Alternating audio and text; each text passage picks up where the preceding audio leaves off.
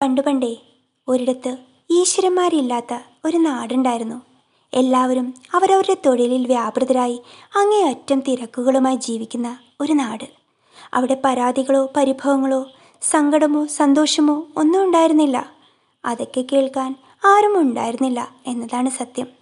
എപ്പോഴും തിരക്കുകൾ മാത്രം.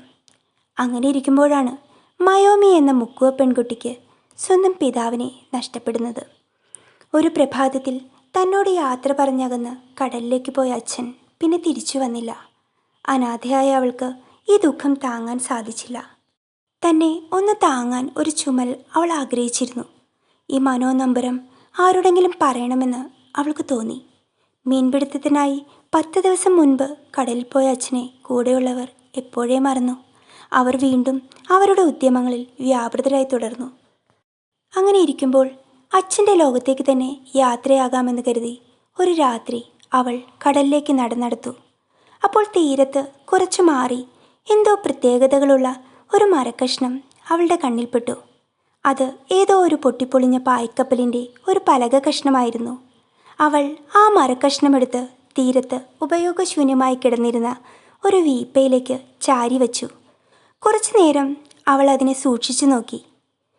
മറ്റൊരു തിരക്കുകളുമില്ലാതെ തന്നെ മാത്രം നോക്കിക്കൊണ്ട് തനിക്കായി മാത്രം ഒരു രൂപം. അതായിരുന്നു ആ സമയം അവൾക്ക് ആ മരക്കഷ്ണം. അവൾ അവളുടെ മനസ്സ് തുറക്കാൻ ആരംഭിച്ചു. ഹൃദയഭാരം ഒരു വലിയ മഞ്ഞുമല കണക്കെ ഉരുകിയിറങ്ങി. ആത്മഹത്യയുടെ കാര്യം പോലും അവൾ മറന്നുപോയിരുന്നു. പിന്നീട് അതവൾ ഒരു ശീലമാക്കി. തുടർന്നു ജീവിക്കാൻ അതവൾക്ക് ഒരു പ്രചോദനമായി. പോകെ പോകെ ആ മരത്തുണ്ടിനോട് സംസാരിക്കാൻ പോകുമ്പോൾ ചില ഭക്ഷണവസ്തുക്കളും അവൾ കൂടെ കൊണ്ടുപോയി. അവൾ അതൊരു പാത്രത്തിൽ സന്തോഷത്തോടു കൂടി ആ മരക്കഷ്ണത്തിന് മുൻപിൽ വിളമ്പുക പതിവാക്കി. ക്രമേണ മറ്റു ചിലരുടെയും ശ്രദ്ധ അങ്ങോട്ടേക്കെത്തി. പലരും അവരുടെ ഭാരങ്ങളും ആ മരക്കഷ്ണത്തിന് മുൻപിൽ ഇറക്കി വയ്ക്കാൻ തുടങ്ങി. എല്ലാവരും എന്തെന്നില്ലാത്ത ഒരു മനസുഖം അനുഭവിച്ചു തുടങ്ങി. അങ്ങനെ പതിയെ പതിയെ ആ മരക്കഷ്ണം അവരുടെ ദൈവമായി മാറി.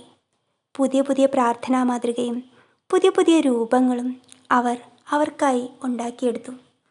അതുവരെ ആർക്കുമില്ലാതിരുന്ന സന്തോഷവും സങ്കടവും എല്ലാം എല്ലാവരും പ്രകടിപ്പിച്ചു തുടങ്ങി. അപ്പോൾ മുതലാണ് അവിടെ വിഗ്രഹങ്ങളെ ആരാധിക്കാൻ അവർ തുടങ്ങിയത്.